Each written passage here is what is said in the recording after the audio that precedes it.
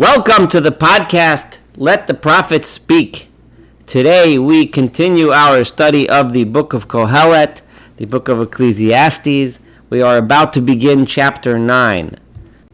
In the last chapter, in chapter 8, Kohelet kind of drilled a little down into the issue that all bothers all of us, the issue of theodicy, in which of course pops up over and over again in Kohelet, and that is the issue of those that are tzaddikim, that live righteous, don't necessarily see good. Those that are evil don't necessarily see bad. In other words, when we look at the world around us today, that's not what we see.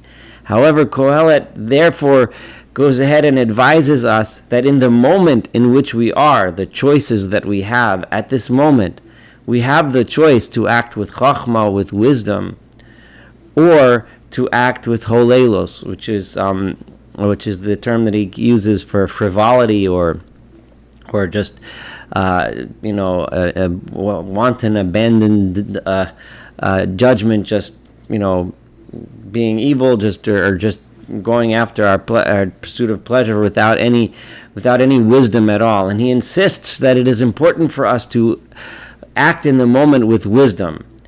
He says there is eis umishpat, there is judgment, there is the time for things to happen, but we don't necessarily see it. But in the moment where we have control, we should use our wisdom.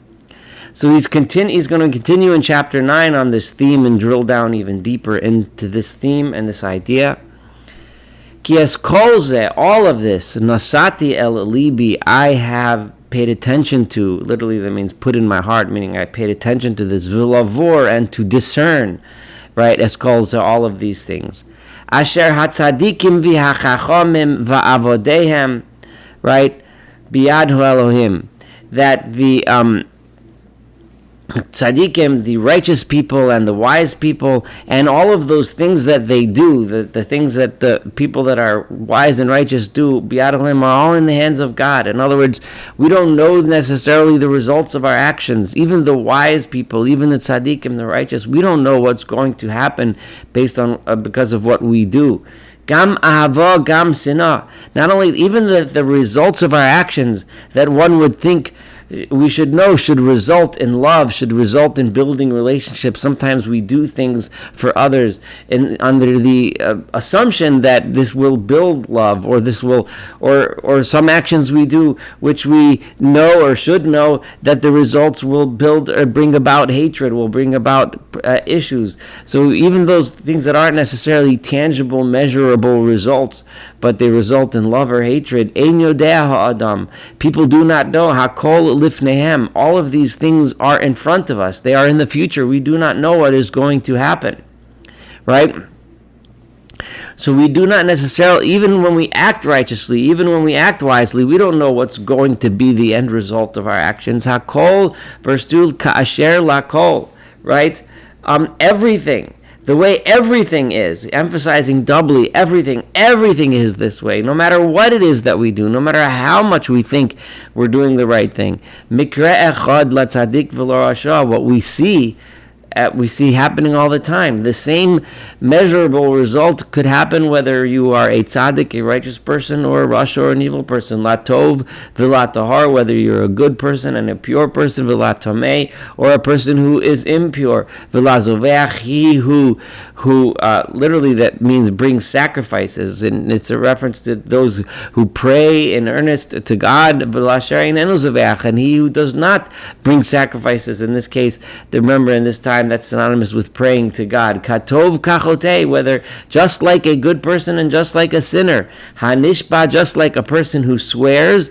Presumably this is a negative thing. People who swear are considered putting themselves at risk for breaking that swear. Ka'asher shvua yareh, just like someone who is afraid who is not quick to make oaths. So no matter whether you're a good person or a bad person, we see the same results happening all the time. Zera, this is This is a difficult thing. Literally, ra is usually translated as bad, but he's used it in the meaning something that's bothersome, something that's troublesome.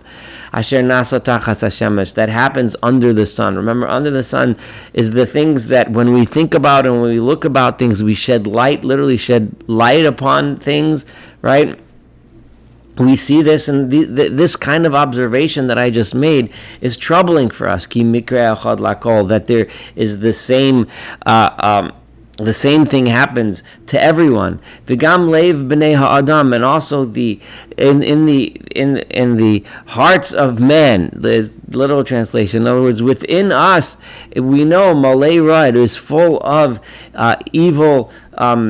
Or again, if we translate the word ra not as evil, it's full of difficulty, full of trouble, full of worry. V'holeilos, and so much bilvavam, so much in our heart is holeilos, is frivolity and is sometimes translated as madness within our hearts. B'chayim, during our lives, v'acharav, and after having a life of all of this difficult things to think about, troublesome things, frivolity, not taking things seriously, and so on. All of this bouncing around within our hearts, one to the other, v'acharav, and at the end of it, al hamesim, we all end up together with those who are dead. That's what happens. Ki mi asher yichubar el kol hachayim, right? For someone who is attached to, right, literally, who is connected to El Kol HaChaim, to all of those that are alive, right? While we are alive and we are connected to, in other words, we are part of those groups who are alive, Yesh Bitachon, right? There is something to think about, right? While we're alive, we can think about our choices, what we do. We can change what we do. Ki lekelev chai hu tov, it is better to be a live dog, min ha'aryeh hames, than to be a dead lion. Once you're dead, it's a great equalizer. We're all dead, whether we're a lion, whether we're a king, whether we're a pauper, whether we were a street cleaner or a professor in the university or a multi-billionaire. In the end of the story, we're all dead, right? So, but while we are alive, yesh bitachon, there is something, right? We can think about, we can look upon, we can decide, we can discern. Ki hachayim yodiim sheyamusu, because those who are alive, they have the knowledge that they will die, right? In other words, yes, it's true that we will all die, but when we are alive, we are aware and cognizant of that fact, and we can try to take action based on our cognizance of that fact. But those who are dead, they know nothing. There is no reward for them anymore. In other words, there's no work for them anymore. They have no ability to achieve anything that has any reward. Ki nishkach zichram, their memory is forgotten. Gam ahavosam, gam sinasam, even those things which are less tangible but we often think is more meaningful, their loves, their relationships, gam sinasam, their hatreds, their difficulties, gam kinasam, their jealousies, kvar avoda, are completely lost. All of those things that motivated all of their actions in their lifetimes, not only the actions themselves, but the motivations of those actions, are gone. They don't have any portion anymore within this world of the living. They don't have any portion anymore in all of those things that are happening under the sun, all of those things that we see, that we understand. They're gone. So therefore, Leich echol b'simcha lachmecha, go and eat happily your bread, enjoy the moment that you're in, u'shesei b'lev tov yenecha, and drink with a good heart your wine, because what God wants is your actions. This is often translated as God has already approved, right? It's ratzoi, from the language of ratzoi. He has already approved of your actions. What I understand this as the contrast between ma'asecha, actions, and those that are dead that have no possibility of actions. So he's saying, enjoy the moment that you're in, because what God wants is for us to enjoy the moments that we're in. God wants is for us to enjoy the actions that we do. He wants b'chol eis, and to enjoy the world. He gives us a little bit of advice what to do now. B'chol eis yu v'godecha livanim. All the time, make sure your clothing is clean. In other words, do not neglect your life. Because the easy conclusion for the very depressing first 6 verses of this chapter might be, I don't care about your life anymore. Why bother living well? Why bother living properly? Why bother why bother washing the dishes if I'm going to make them dirty again, right? Why bother washing my clothes if tomorrow I'm going to make them dirty again, right? But, and then you end up sinking into no enjoyment of the life that you're in. And he said, no, God wants us to enjoy it and live it properly. So literally livanim means white, but it probably means here, let them always be clean. I don't think it means necessarily white clothes versus other colors, but some translations agree with me on that one. V'shemen al roshcha al yechsar, and don't spare the oil that one uses on one's head. In other words, those days they would anoint themselves with oil. Today's analogy would be using body lotions and creams and perfumes and deodorants and all the things that we do to make ourselves fresh and clean and so on. Re'ei chayim, and see life. In other words, enjoy life. Imisha asher ahavta, with the woman that you love. In other words, enjoy the love that you have. Enjoy the relationship that you have. Kol yemei chayei hevlecha, all the days of your transient and fleeting life. Hevlecha, again, is that word hevel, the word that we've been translating as fleeting, like breath that comes and goes. So yes, it's the chayei hevlecha, it's a fleeting life, but when you're in it, enjoy it. Asher nasan lecha tachas hashamesh. That's the quick fleeting life that God has given you under the sun. In other words, that we see, that we know, that we perceive. Right? It's a fleeting life, but enjoy that fleeting life. Kol yimei havlecha, all the days that you have that fleet, that you have that breath. Ki hu chelkecha b'chaim, because that is your portion in life. Uva'amalcha, and in the work that you do, asher ata amel tachas hashamesh, that you work in this life that we see, that we perceive. This is what we have. It's sad. It's difficult to recognize, that it's fleeting, that it comes and goes so fast and quick, and that all these problems, that we all have the same perceived end, and everything seems the same. But the bottom line is that this is what you have, and since this is what you have, enjoy what you have and use it right. When I say use it right, because of the next verse 10, everything that you have the ability to do. And this is really the bottom line of what he's saying. The bottom line is that you have a very small window, a very small area within which we can operate, which we can do, and that is the here and now. Right? We do have the power to make decisions as to what we can do right now, today. And that's what you should do. There is no actions. There is no cheshbon, reasoning. There is no knowledge or wisdom b'sheol in the grave. Where you're going, and there you have no ability to act. You have no ability to think. You have no ability to be creative. You have no ability to destroy it. You're gone. So now here that you have the ability to do something, as fleeting as it is, and as meaningless as it sometimes seems, it's what we have. Shavti. And then he continues, I have sat, right, and contemplated, vira'o tachas hashamesh, and I have seen under the sun. In other words, when I looked at the world around me, I have sat down and I have thought about this, and I have seen as the following. And this is several phrases that are kind of have the rhythm of a poem here. Kilo la kalim hamerots, those that are light, in other words, swift to run, those are not necessarily the ones who win the race. Velo la giborim hamilchama, and it is not necessarily the ones that are powerful that win the war.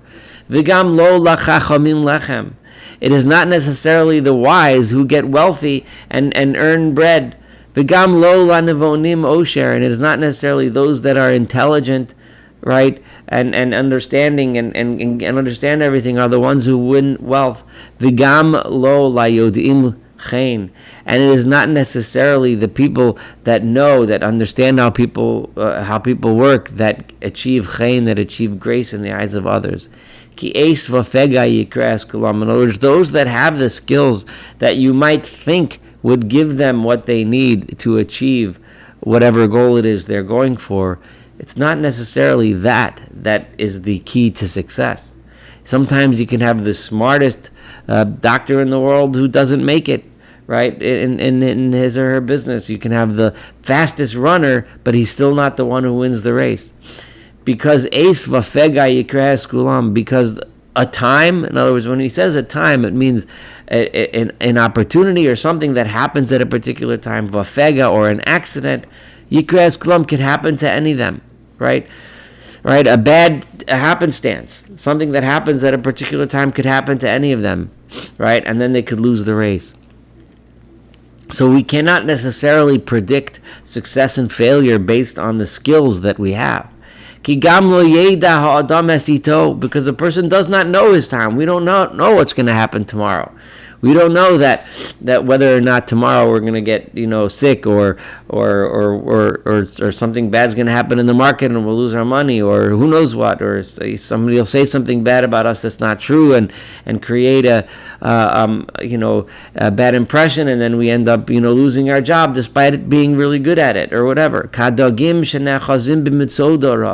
This is bad and difficult to deal with, just like a fish that is caught in a net, which is an incredible analogy, because if you think about it, we put nets down to catch fish in places where we know the fish goes. So the fish is going in doing its own business, swimming around the water, doing what it does, and by simply living its life, what are the chances? How does the fish know if today he's going to get trapped in this trap? Simply by doing what he's supposed to do. It's a similar thing for us, right? We go about our business and do our thing. Who's to know if there will be a net there that day? And similarly to a bird trapped in a snare. In the similar way, people get trapped as well. People also get caught at a time of tragedy, which it falls upon them suddenly. And unfortunately, we see this all the time. God forbid, an accident happens, an illness happens. Out of the blue, it comes in ways that we cannot predict. Even if, no matter how intelligent we are, no matter how smart we are, no matter how powerful we are, no matter, and so on and so forth. This observation I saw with wisdom, under the sun. Again, when he's saying under the sun, it means when I looked at the world that we could see, that we could perceive, that we could measure, this is what I saw. And this had a tremendous influence on me. And then he goes ahead and says a famous parable. You look at a small city, and there are only a few men in this city. It's not a big, powerful, strong city. And a big, powerful king comes and lays siege to the city and surrounds it with his troops. And he builds siege works around the city to penetrate the wall and attack and conquer the city. And found within this city is Ish Miskein Chacham, is a poor man who is wise. Umilat hu esayir b'chachmaso, and through his wisdom, he figures out a way to save the city from disaster. V'yadam lo zachar es Ish Miskein hahu, and nobody ever even thought about this guy. People were, number one, looked at the situation and assumed that the cause is lost. And then to the extent that they hoped that they would be saved from this king, they hoped that their walls would save them, that their meager army might be able to somehow fight it off. But nobody thought about this guy. And this guy was the one who saved the city. V'amarti ani, and there, when I saw this and when I realized this, and I said to myself, Tova chachma migvura. Intelligence is more important than power. It's kind of like when we say the power of the pen can overcome the power of the sword.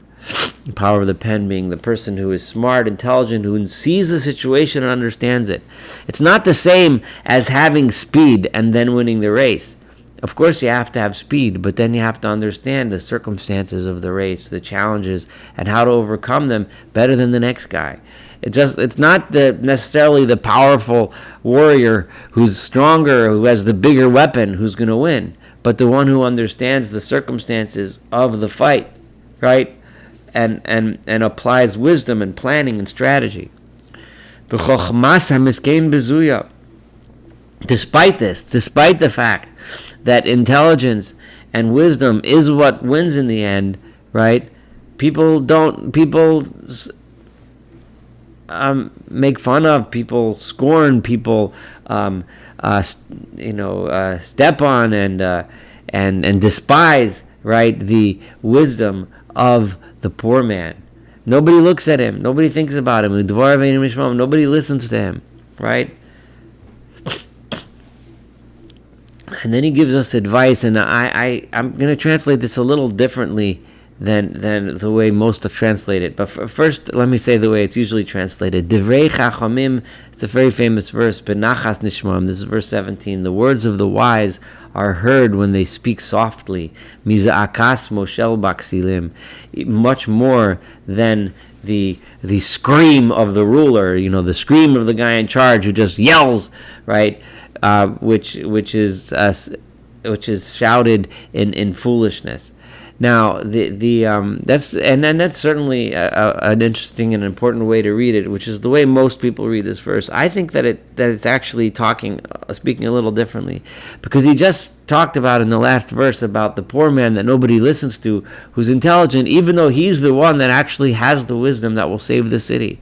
So then he says, Divrei Chachamim, the words of the wise, Benachas Nishmaim, are heard when we have nachas, when we have softness in our heart, when the person listening, right, has nachas, has patience, and thinks about what he's listening to.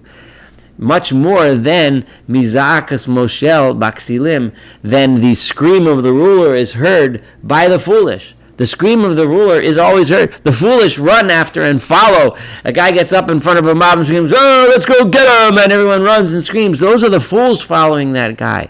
The people who are benachas, that are listening softly to the wise man who's poor and sitting on, in the classroom or in the synagogue or in the lecture hall or somewhere, talking to them and saying words of wisdom, saying, no, this is not the path, this is how we should go, and explain what a good strategy and a good way to go. It's benachas. It is those that are benachas that listen. That if you want to listen to a chacham, that's how you should listen to the chacham. Tova chachma, and then again in verse 18, the last verse of this chapter, continuing on this theme, Tova chachma miklei kirav. Wisdom is better than weapons. And unfortunately, on the flip side, just like one wise man can save the whole city without having the most powerful weapons, one sinner, one bad guy could pop the balloon and ruin the whole thing. Can ruin. Sometimes the actions of one terrible person can mess up everything for everyone and ruin a lot of good. Thus concludes chapter 9, a chapter full of incredible wisdom, a chapter full of a lot to think about and a lot to go into our day and consider. Wishing you a wonderful day. Thank you so much for participating. Looking forward to seeing you as we study chapter 10 and the rest of this book of Kohelet of Ecclesiastes together. Again, have a wonderful, wonderful day.